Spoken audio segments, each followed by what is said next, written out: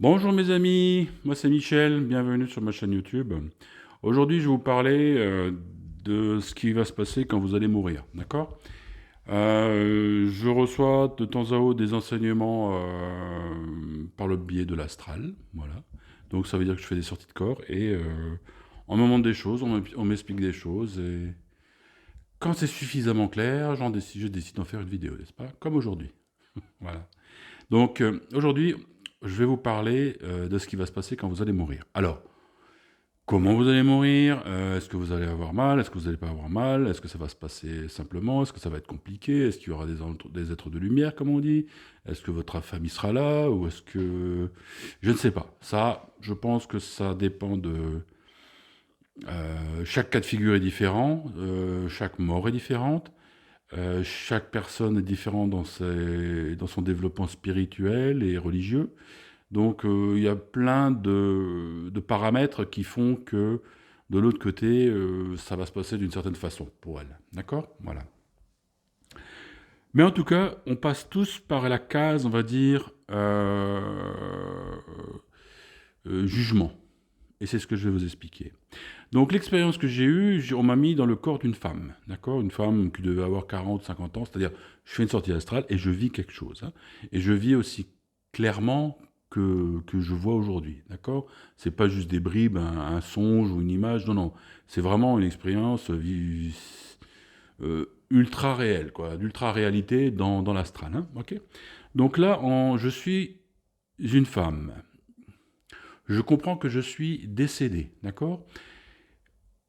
J'ai la pleine conscience de toute ma vie, euh, dans sa globalité, et j'ai la pleine conscience de toute ma vie dans chaque point de détail. Il faut comprendre que quand on est décédé, on n'est donc plus dans notre corps physique. En tout cas, dans cette expérience, c'est ce qu'on me montrait, hein. On n'est donc plus dans notre corps physique. Donc, on est dans ce qu'on pourrait appeler la pleine conscience. La conscience de tout, c'est-à-dire on comprend tout. On sait pourquoi ça nous est arrivé, pourquoi on a vécu ça, pourquoi on a subi ça. Et on comprend tous les tenants et les aboutissants de notre vie. En gros, c'est ça. Il faut comprendre aussi que, vu que nous sommes désincarnés, on va dire, donc on n'est plus dans notre corps humain, fait de chair et de sang, tout ce que l'on ressent, c'est la conscience. Tout ce que l'on ressent, c'est l'émotion, l'émotionnel, d'accord?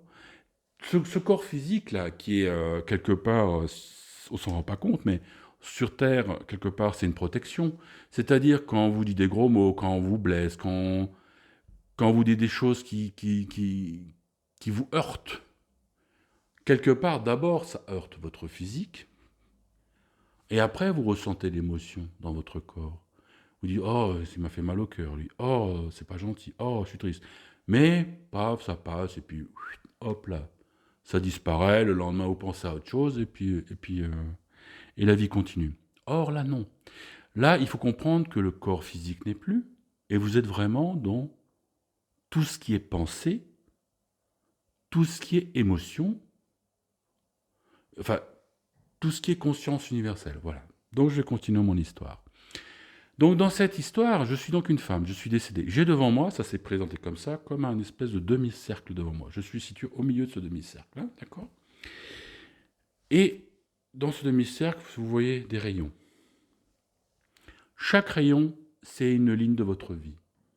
Le mariage, la naissance de votre enfant, le décès du papa, le repas du midi le 24 décembre. Voilà, chaque ligne, c'est une ligne de vie. Voilà, c'est comme ça que ça m'a été présenté. Bien sûr, il n'y a pas beaucoup d'intérêt à vous pencher sur ce qui s'est bien passé. C'est intéressant, bien sûr, mais là où vous allez passer en jugement, entre guillemets, jugement, c'est pas tellement le terme. On verra à la fin qu'est-ce qu'on peut mettre comme terme à la rigueur. Mais ce qui est intéressant pour vous, c'est comprendre les blocages, ce qui s'est passé, c'est-à-dire moi ce que j'appelle ça les nœuds de votre vie, d'accord? Et donc dans cet exemple, je suis cette femme et je vois sur une ligne de vie, je vois un nœud et je plonge dans ce nœud. C'est un petit peu comme comme une bulle bouf, qui s'ouvre, d'accord? Et vous rentrez dans l'instant où s'est passé ce problème. C'est-à-dire, en l'occurrence, donc je vois le nœud de loin et je décide de rentrer. Je vois plein de nœuds hein, sur toutes les lignes. Et je décide de rentrer dans ce nœud. Et ce nœud, je me surtout, je rentre dans cette bulle s'agrandit et je rentre dans la pièce où j'étais à cette époque-là.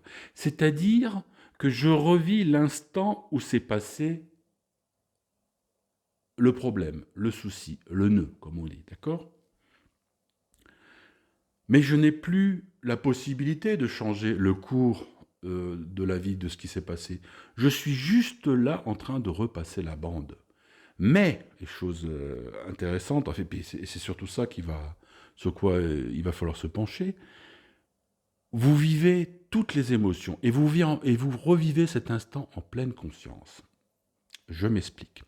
Dans cette expérience, je me retrouve devant un enfant. Le petit enfant, je comprends donc que je suis la maman, je comprends que je suis dans une cuisine, parce que je vois que je suis dans une cuisine.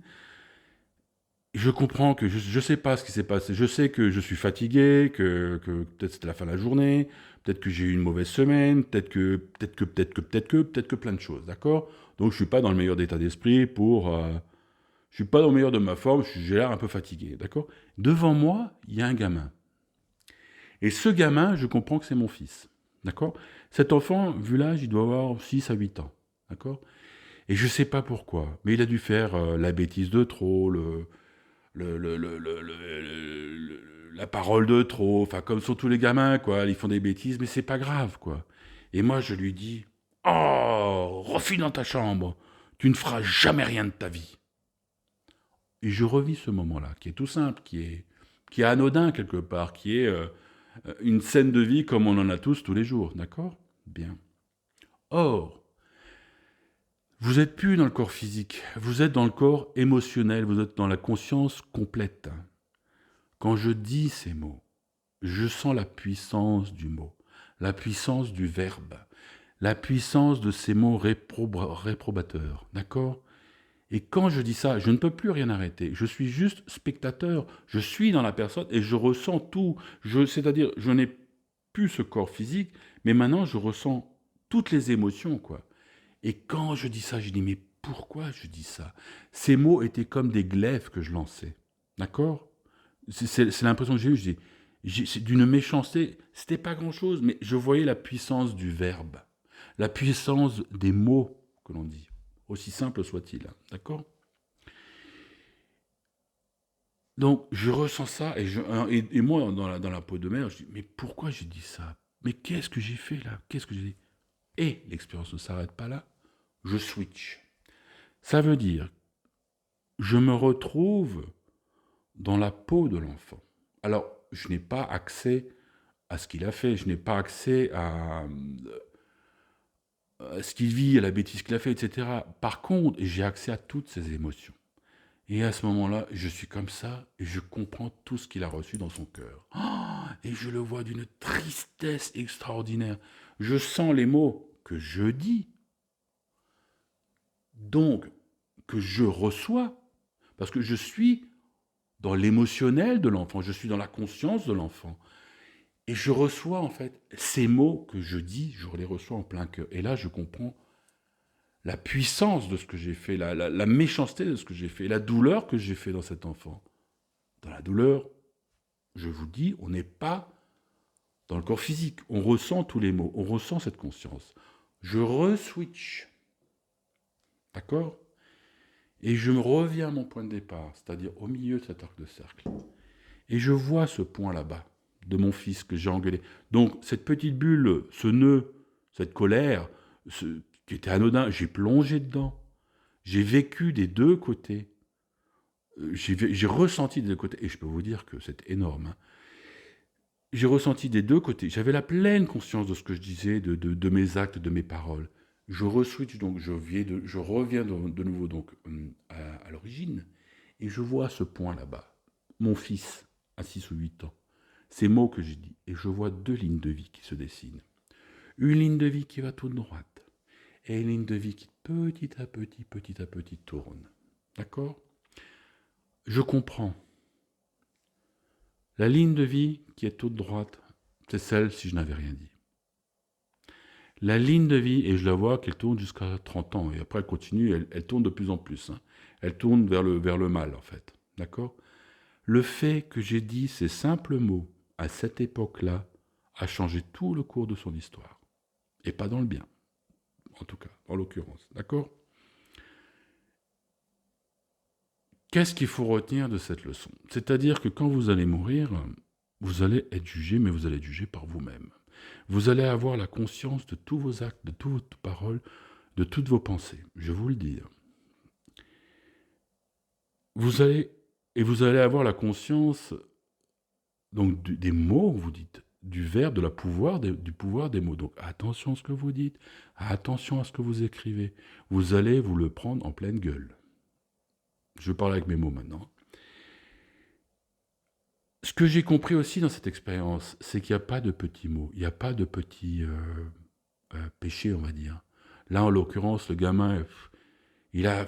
voilà, c'est ce que nous vivons presque tout le temps. Une journée fatigante, harassante. Le gamin, il a peut-être fait une bêtise de trop, et puis nous, allez, on a pété un peu les boulons, et puis on lui a dit quelque chose, mais bon, hop, ça passe, quoi. Ben non, ça passe pas. Tout ce que vous dites est inscrit. Tout ce que vous dites a une incidence. D'accord? Il y avait eu, je crois, j'avais entendu une fois à l'époque une phrase, je ne sais pas si c'était philosophique ou pas, comme quoi le battement d'aile d'un papillon peut, de l'autre côté de la planète, déclencher un tsunami. À l'époque, quand j'avais écouté ça, j'ai dit, qu'est-ce que c'est que ça? C'est des bêtises, quoi. Ben là, j'ai compris. Vos actes, la moindre parole que vous dites là, a une répercussion énorme. Bah, vous voyez, ces simples mots que j'ai dit à cet enfant, à mon fils, bah, dans l'expérience en tout cas, a eu une incidence qu'à 30 ans, il a vrillé dans le mal. C'est ce que j'ai vu, quoi. À 30 ans, sa ligne de vie, elle allait complètement vers le mal, quoi, à gauche, quoi. D'accord? Donc lui, qu'est-ce qui se passe? Comme il est sur cette ligne du mal, il va redire quelque chose qui est pas bien. D'accord? Enfin, c'est un petit peu, c'est un petit peu la logique des choses, l'effet domino, quoi. Et cet arc, et donc quelqu'un va à nouveau reprendre pour lui une mauvaise parole, une mauvaise pensée, et ça va aller comme ça. C'est comme votre parole va faire comme une onde. D'accord? Et la Terre, elle est ronde. Vous n'avez pas compris ça?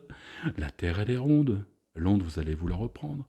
Et je pense que là, vous allez vous la reprendre en pleine gueule et amplifier. Voilà. Donc, excusez-moi du terme, pardon pour les gros mots. Hein.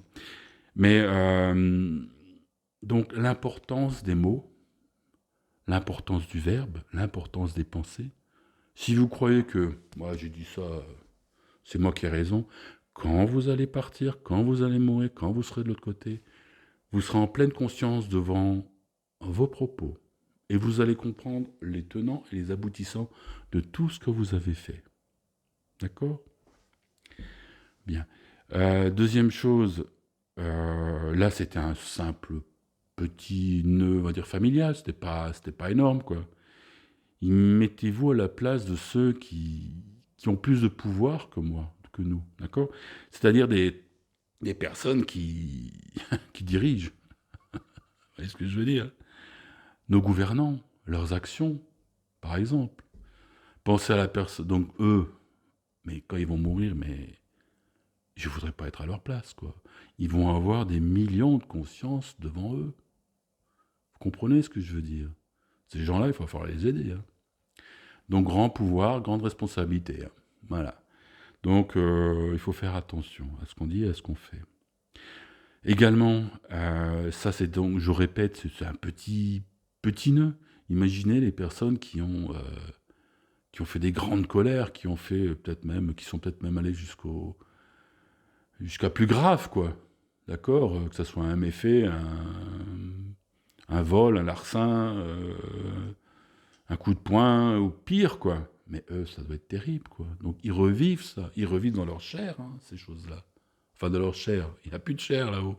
Mais c'est ce que j'ai ressenti, c'est la puissance du mot, la puissance de l'acte. Ça m'a, je vous dis, ces simples mots m'ont transpercé le cœur, m'ont fait limite une douleur physique. Quand je suis revenu, j'étais pas bien. Donc j'imagine ce que ça fait si c'est vraiment des actes qui sont innommable, quoi. Voilà. Donc attention à ce que vous faites. Le contrôle de la pensée, le contrôle des mots, d'accord? Donc attention, ce que m'a rappelé aussi cette leçon, c'est que chaque mot est important, chaque pensée est importante. Donc attention quand vous parlez, attention à ce que vous dites, vous allez vous le reprendre dans la tête, d'accord? Ce que ça m'a appelé aussi, c'est que tout ce que vous dites à l'autre, tout ce que vous jugez, comme vous critiquez, comme vous blablatez sur l'autre, mais vous allez vous le prendre dans la tête. En fait, ce que vous le dites à vous-même, hein, je vous le dis. Hein. Et vous allez ressentir la douleur, la méchanceté de ces mots. Donc attention à ce que vous dites. Soyez toujours juste, soyez toujours dans l'amour, soyez toujours dans la compassion, quoi, dans l'humanité. C'est ça ce que j'essaie de dire en fait. Voilà quoi. Donc c'est pas toujours évident. Mais maintenant que vous savez ça, je vous le dis, là maintenant vous êtes des sachants. Désolé pour vous si vous avez regardé cette vidéo. Moi ça me fait rire. Mais maintenant vous le savez. C'est-à-dire que maintenant, à partir de maintenant, il faut que vous ayez le contrôle de vos pensées, de vos mots, de vos actes. C'est-à-dire que si vous n'êtes pas capable de faire le bien, ne faites rien. Et si vous voulez aller faire le mal, ne le faites pas. Vous allez le revivre. Vous allez vous le prendre en pleine poire. Vous voyez ce que je veux dire? Voilà. Donc, travaillez votre amour, travaillez votre compassion, travaillez votre humanité, quoi. Et contrôlez vos mots. Bon, là, j'ai dit quelques gros mots dans cette vidéo. Je m'en excuse, mais c'était pour vous donner un petit peu d'impact, pour vous faire comprendre que tout est important. Voilà. Bien, donc voilà la phase, la case par laquelle vous allez passer quand vous allez mourir. Voilà. Donc, il y en a qui vont me demander combien de temps ça dure, s'il y a UIOU. Bon, bah, vous avez compris que plus votre vie elle est chargée, plus vous allez devoir digérer, voilà, la digestion de votre vie. Hein, c'est un peu la digestion. Je pense qu'il n'y a pas de jugement, il y a vraiment une digestion parce que vous avez la compréhension et vous voyez vraiment le mal que vous avez fait. Là, il n'y a plus de faux semblants, il y a pas, vous n'êtes pas caché derrière votre argent, derrière votre arrogance, derrière votre costume je sais pas, de ministre, je sais pas quoi. Vous êtes à poil, il n'y a plus rien. Donc là, vous ne pouvez pas vous dire oui mais. Non, il n'y a pas de oui mais. Vous avez été une ordure, quoi. Ou méchant, ou vous n'avez pas été bien. Vous n'avez pas été, voilà. Et c'est vous-même qui vous jugez. Voilà. Donc combien de temps ça dure? Ben, il y en a qui se pardonnent pas. Hein. Il y en a de l'autre côté, c'est pour ça qu'il y a des passeurs d'âme. Il y en a qui sont de l'autre côté, qui sont bloqués, quoi. Parce qu'ils sont en boucle hein, dans ce qu'ils ont fait, en fait, quoi. Ils n'arrivent pas à en sortir. Il faut qu'on les aide, il faut qu'on prie pour eux, faut qu'on les élève, ces gens-là, quoi. Voilà. Bref, bah, j'espère que cette vidéo vous a intéressé. Voilà. Je vous remercie pour cette écoute et vous dis à bientôt. Merci à vous.